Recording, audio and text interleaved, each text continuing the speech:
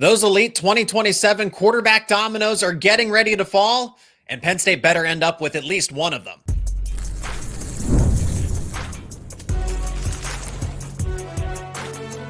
You are Locked On College Crossover, part of the Locked On Podcast Network. Your team every day. He is Brian Smith, host of the Portal Podcast, and also our recruiting expert here on the Locked On Podcast Network. My name is Zach Seyko, the host of Locked On Nittany Lions, and today's show is brought to you by FanDuel. Right now, new customers can bet just $5 and get $250 in bonus bets if your first bet wins. Head over to FanDuel.com to get started. On today's show, we are talking Penn State football recruiting, of course. We're also going to get to the state of college athletics. President Trump signs an executive order to stabilize college, but we're going to talk mostly about the college football aspect of it. But what does this actually do? Will this set up things for a CBA, a collective bargaining agreement? We'll get to that later. Plus, Penn State is trending for a lot of key targets, but when should we expect those commitments? Which prospects are standing out the most? To Brian and I, we're going to start with quarterback because everybody loves quarterback discussions here. And friendly reminder to let us know your thoughts down in the comments section. But Brian, we are seeing the quarterback movement in this class of 2027 has been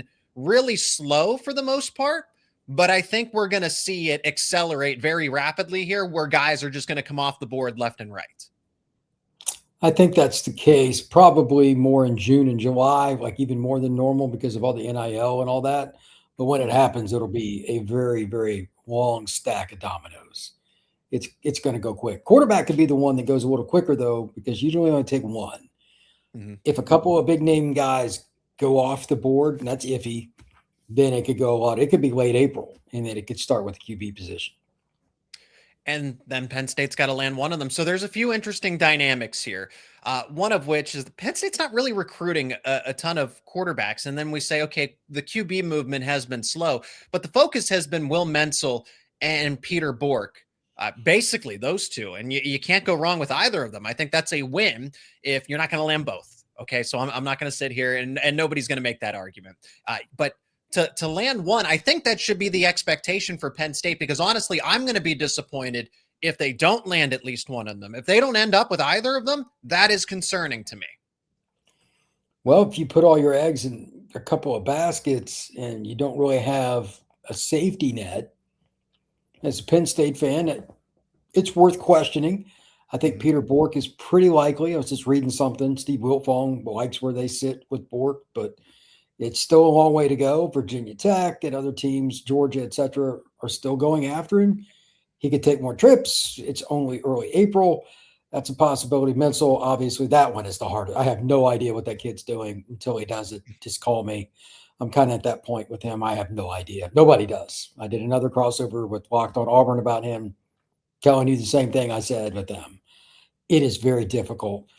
Kid's been to all the schools, and he has a lot of hand in not just Penn State, but Oregon. He's got a visit coming up there on the 16th, another visit, and he's been to Auburn. Until he decides, it really holds back on schools going after other guys, though. He's a very important one in this entire dynamic of quarterback recruiting.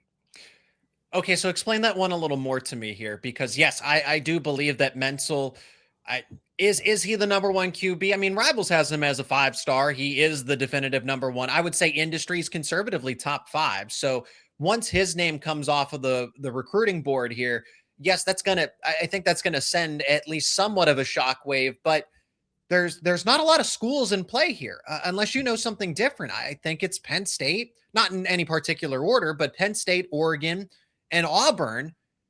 But I can see that if Mencl goes to Penn State, well, if he goes to Oregon, Auburn, though, I think Auburn gets desperate at that point, because it seems like they put the spotlight on Will Mencl, and if they don't get him, then I'm not really sure what's going to happen. That's why it could be very interesting. Not always, but in these kind of circumstances, it can come down to NIL. Sounds like the kid's not sure. He's going to need something to tilt it in one direction or another. Mm-hmm. I mean, he's been to Oregon before, and he's getting ready to go again.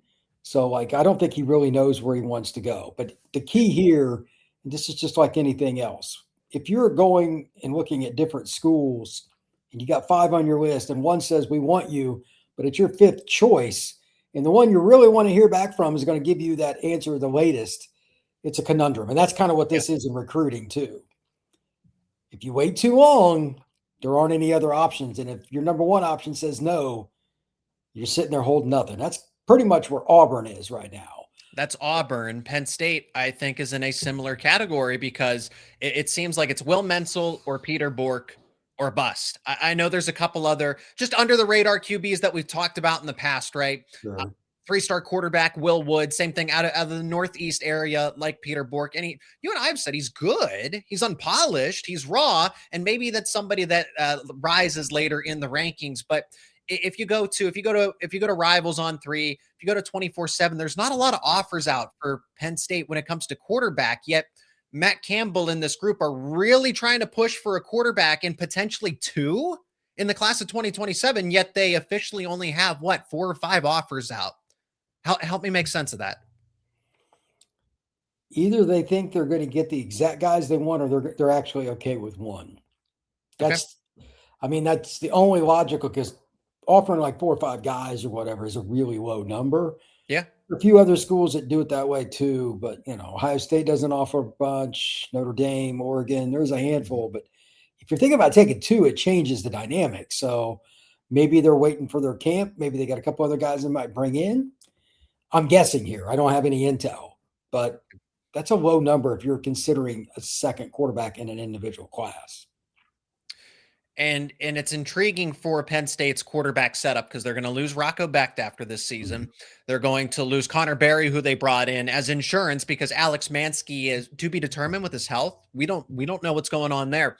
What procedure he had, how long he's going to be out, the severity of it, right? So is this a slow progression back into things, or is he going to be ready to go by fall camp and he is QB2 going into game 1 for Penn State this season? Or if this is something that we don't know his timeline. So that's where the 2 quarterback conversation becomes that much more interesting. And if you miss out on a Will Mencl, and if you miss out on a Peter Bourque, despite trending, you're trending for both. Penn State, I think, is trending up for both, but they sit in a better situation with Peter Bourque. I think Oregon and Auburn are tougher competition for Mencl for obvious reasons, but Georgia's no pushover, and Virginia Tech, yes, James Franklin and Danny O'Brien have a prior relationship with Bourque, so that one's just gonna. I'm not afraid of Virginia Tech. Georgia would be the one to watch for there. So, Brian, if they don't end up with either QB here, because I think Peter Bourque and Will Mencl can be starters in year 1 as a true freshman if they were to choose Penn State and go into a hypothetical quarterback battle. There's always the transfer portal and everything like that. And we're going to get to the logistics of that potentially later, what that could look like later on in the show. So kind of because we don't know the uncertainty, I almost think that Penn State does need to let's just go to the transfer portal. No. Try to land Peter Bourque and Will Mencl above all else, and then use the portal as your backup plan. Yeah, I think the portal needs to be their last resort. It would be great if they could get one of the elite quarterbacks and still take a portal guy, even if it's just an insurance plan. Mm-hmm. But I think it would be best with the kind of program that this staff is at least used to when they were at Iowa State. Sure, they took some portal guys, but they built through the high school ranks, occasional JUCO kid, whatever, and they played with juniors, seniors, and fifth-year seniors. It's really not that much different than what James Franklin did in that regard, to be honest with you. He was pretty consistent with that too. So to that end, if you can get an elite quarterback, especially if you get it early, it'll help build your class. It'll help build the roster. And then if talking with their parents, you have to figure that stuff out. That's very individualistic. Whether or not you go after a portal quarterback that's going to be your guy. Part of that's Mansky and all that. There are too many things to worry about. But you still got to get the high school quarterback regardless. There's just no way. You need to balance out the roster. I think they need to take a portal quarterback either way to get a different perspective depth from senior to freshman. But if the freshman wins the job, that's okay. Yep. Penn State, you just got to play the best guy, whoever it ends up being. So go get the best quarterback and see what happens. I think Bourque and Mencl can do that. Brian, I'm on the other side of the break. I'm curious to get your opinion on, Penn State not dishing out a ton of offers, because there are still a ton of top-ranked guys that are available, but Penn State's not really recruiting any of them. So what is Penn State missing on some of these other players? Or Mencl, Bourque, they're content there. We'll discuss that next here on this Locked On Crossover. And this episode is brought to you by FanDuel. The NBA playoffs are here, where every possession matters, every matchup is magnified, and every game can swing a series. And right now, FanDuel is giving new customers a great way to get in on the action. Here's what you're going to love about it. You can bet just $5 and you will get $250 in bonus bets if your first bet wins. That's right, $250 in bonus bets if your first bet wins. The app makes it easy to follow the action with player stats, trends, and matchups all in one place. And during the playoffs, that extra insight really matters when you're looking at stars, role players, and those key moments. It just makes the entire playoff experience more engaging from start to finish. And if we look over at FanDuel.com right now, the top three teams to win the NBA Finals: the Oklahoma City Thunder at plus 125, the San Antonio Spurs at plus 460, the Boston Celtics at plus 550, and you can bet on a bunch of other teams if you think someone else is going to come out on top.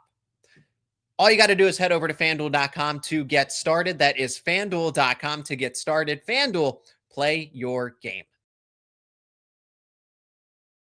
Did you know you can listen to Locked On Nittany Lions and the Portal podcast ad-free? That's right. As a member of the Everydayer Club Plus, you will get access to a members-only Discord server when you sign up for the Everydayer Club. You can check the link down in the show notes to learn more and sign up for the Everydayer Club. Okay, Brian, let's pick back up with QBs real quick and then get to the key targets that Penn State can get a commitment from sooner rather than later, needs to push for, so that these recruitments don't get overly extended. And then we'll get to the college sports executive order. The quarterbacks that are there. So, Penn State just offering Mencl and primarily, right? There's a few offers out, but it's not extensive. It's not a dozen or a dozen plus or something like that. The focus has been Bourque and Mencl. But I look at some of the other prospects that are still available. Elijah Haven is a top quarterback out of the southeastern part of the country.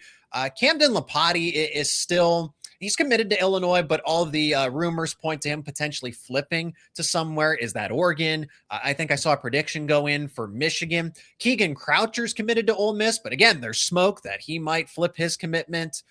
I wouldn't see them necessarily pursuing someone like Colton Nussmeier, who is related to, Garrett Nussmeier, who was just at LSU, which is why I don't think, well, he's got the LSU connection there. But Jake Nawrot, who's another top QB, according to Rivals. Penn State's not recruiting any of them, aggressively anyway. I can't answer holistically why that is. Are they missing out? I mean, everything is about fit with quarterback, what you want to do, whether the kids want to go to a certain part of the country. It's all individualistic. I'd have a hard time believing they haven't reached out in some way, shape, or form to several of these kids. Mm-hmm. It's just all individual fit and relationship based. And I don't know much about the staff that's now at Penn State because they were at Iowa State. This is a new world in terms of what they're able to get to in recruiting. There's no data points. There's just not. So we're guessing on everything here. And it is a whole new world. Like Penn State could pick up the phone and get a kid like Will Mencl.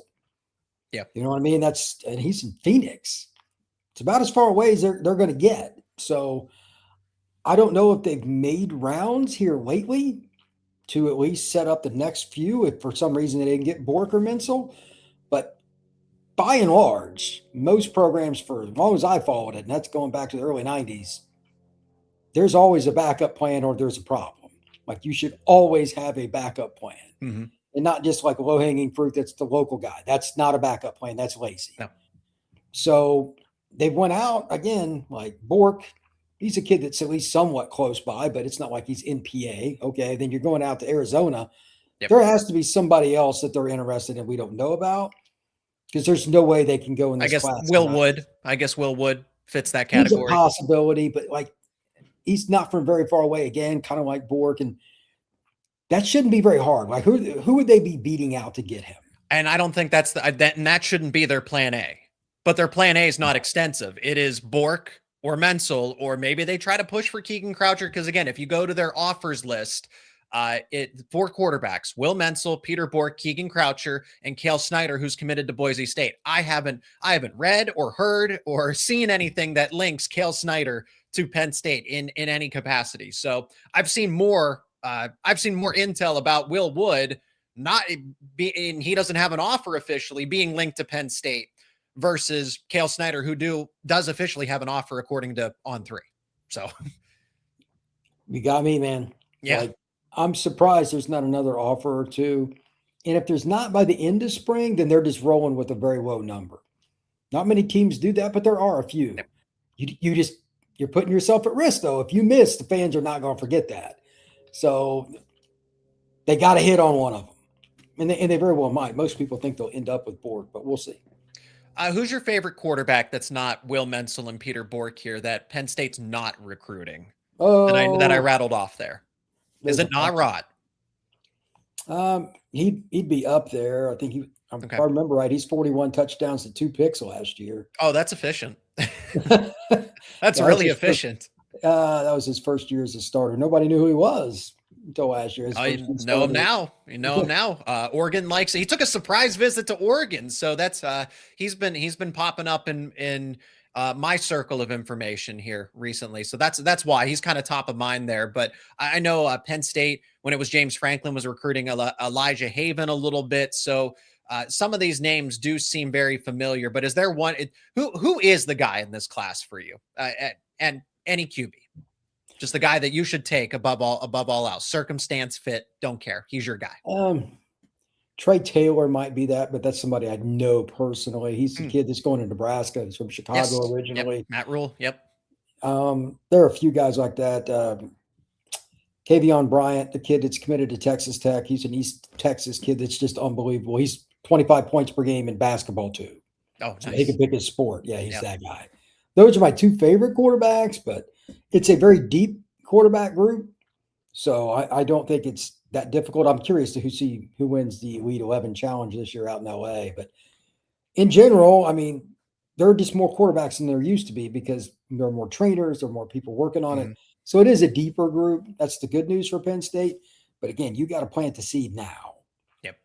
So I'll be curious. The next couple of weeks, who does and who doesn't visit Happy Valley will be very important to track. Hey, Penn State's on the board in the class of 2027 with 5 total commits. They have 6 in the Matt Campbell era, with 1 coming in 2028. And they finally got non-cornerbacks. They picked up a wide receiver in Landon Blum, which all projections said to Iowa, but Matt Campbell made a strong statement. I think what's most impressive there is that Blum and Carter Blattner, defensive linemen out of New Jersey, both committed to Campbell on the first visit. That is so nice when that happens that way, right? There's no drama, that it's not drawn out. You just get it taken care of. So Matt Campbell, I think, is overperforming in terms of my expectations with how quickly this was. And there's potential that they get some others. Brian, you and I just had a show recently about Pittsburgh native Jon Sassic, 6'7", 280-pound interior offensive lineman. He's only going to get bigger, stronger, and faster. I think that's somebody to watch. I'll rattle off a couple of other names here that are going to be priorities. If we're going to stay in the Pittsburgh area, Khalil Taylor, wide receiver. A lot of Penn State fans recognize that name. Gabe Jenkins, same thing, because probably they were both former commits to Penn State. So Penn State fans should remember them. Trey Segura is somebody that they are trending for. Cooper Terwilliger.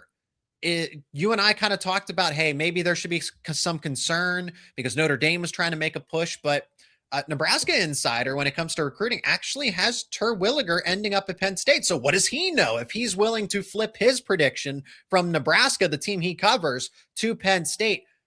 That's really promising there. So other names that feel free to throw in some other names, but of the guys that I listed, I would say Penn State's got to get them sooner rather than later. All those guys are possibilities, and it kind of goes along with what I said about quarterback. The next couple of weeks with the visits is very important. Cisse and there's 2 or 3 other in-state kids. Those guys got to come to like the big shindig for the last of the spring ball. Those things have to happen for them. And it doesn't have to be all in-state kids, DC, I'm curious, but just any of those kids. I don't want to specify anybody per se, but they've got to get some big fish that the Ohio States, the Notre Dames, and the Georgias want. They need momentum like that. And they should probably get it. I mean, what do you think they'll have at their spring event? 50,000 at least, I would assume. They're getting over a dozen for these weekend spring practices. I think that's impressive. Oh yeah, I'm talking about the fans. Like the fan turnout. Oh, the fans. Okay, I thought you were talking about recruiting. Fans, I would expect 70,000. I know it's not a true game, but it's the Matt Campbell era. Penn State fans are fired up. They're psyched. So I imagine they're going to come out in droves. I think that's a good chance to get commitments then. That type of devotion will help your recruit. I mean, why wouldn't it? So I think that will help. And on top of that, it's a chance to see a new offense in a new era. It should be just kind of exciting. I just wonder if they can get a couple of guys that we're not even talking about, especially that DC area. That's the one that's kind of the albatross. Everybody tries to recruit there. It's hard to predict. When Penn State wins in that area, it's usually a windfall for the Nittany Lions. Of the names that I mentioned, any part, I circle Khalil Taylor because he's an in-state guy, because he was previously committed. It sounds like, again, from what I hear, from what I read, he is their top offensive target, or one of them. They truly see him as the guy. I would put Matthew Gregory in there as well. Continue to add to wide receiver, and both of them are in the state of Pennsylvania. Landon Blum is a great start. That one's surprising from how quickly it turned around for me. But I think it's also very telling that Matt Campbell is able to either rekindle or just build relationships up rapidly to a point where Landon Blum's like, yeah, first visit, I'm committed. I'm there. So if they can continue to do that, Penn State recruiting is only going to be even better. It's going to be even more respectable. But you make a good point about Notre Dame and Ohio State. I don't think Penn State needs to bat 1,000 in those recruiting battles. I would never expect that. Can you get one? Can you start to chip away at that? If you go, let's say you have head-to-head battles, you have about 5 or 6 of them. You got to win something. You got to win one, at least one. Yeah, the last couple of years, it's been lower than normal. It's kind of weird. 0. And I think Penn State fans are just tired. 0.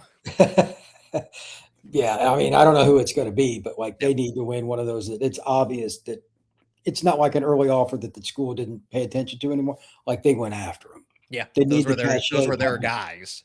Yeah, 100%.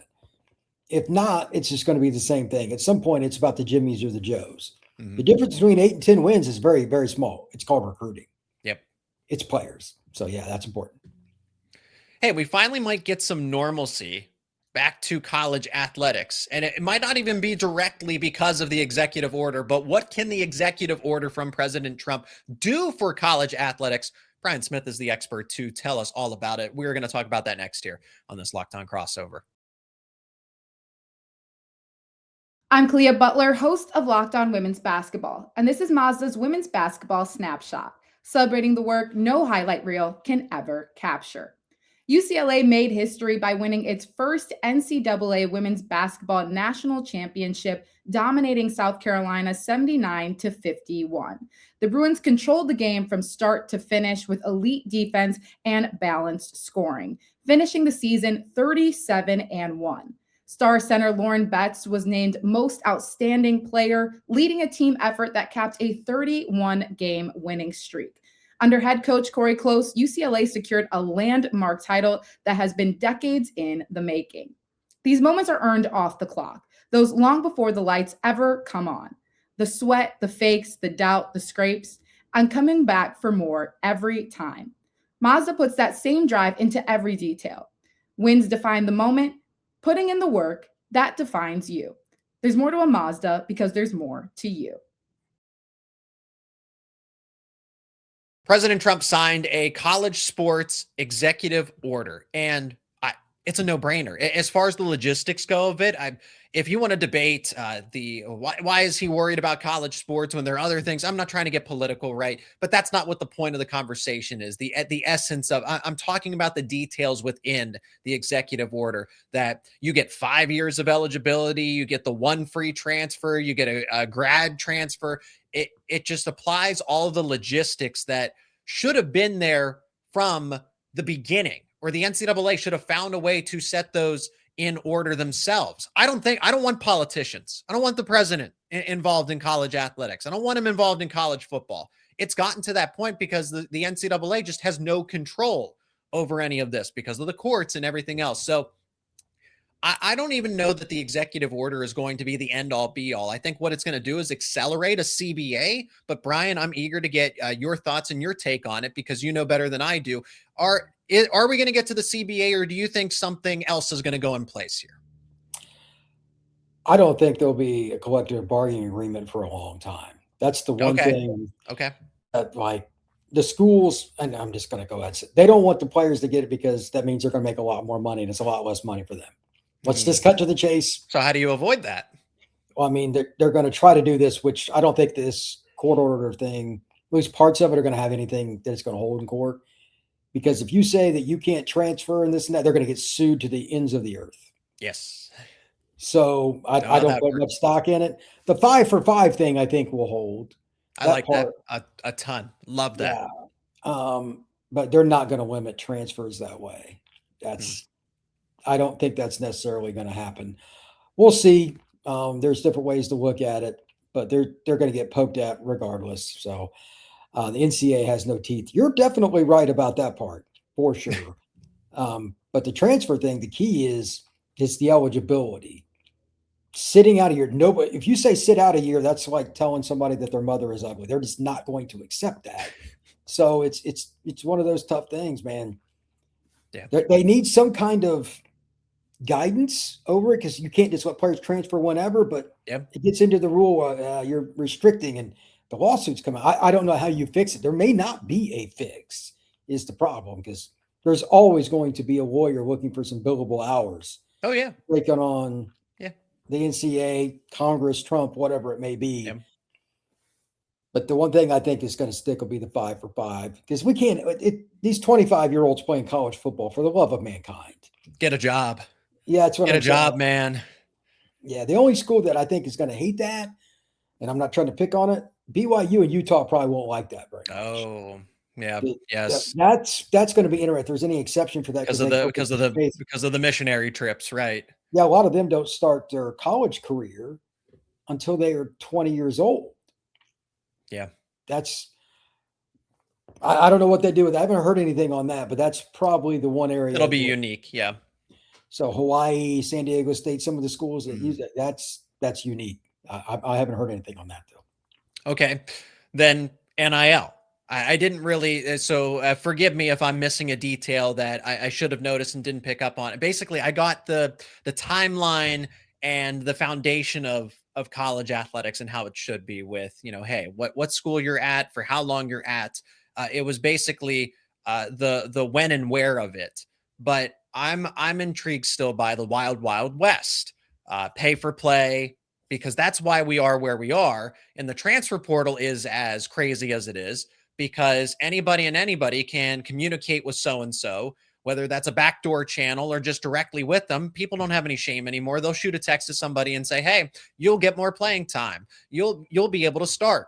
You'll get this amount of money. Hop in the transfer portal. And that's why we are where we are. So I don't think the transfer portal is the problem. It's still NIL and using money and private equity when, but there's more competitive balance. I would say that if this is true, but at the same time, you are still creating this dynamic where the haves and the have-nots, where the schools that can do this because they have to keep up. And there are now rules that are being right. There are rules in place or that are not being followed or were not being followed. Right. The SEC was willing to bend the rules and circumvent all of those logistics to get what they wanted. And now look at the Big Ten.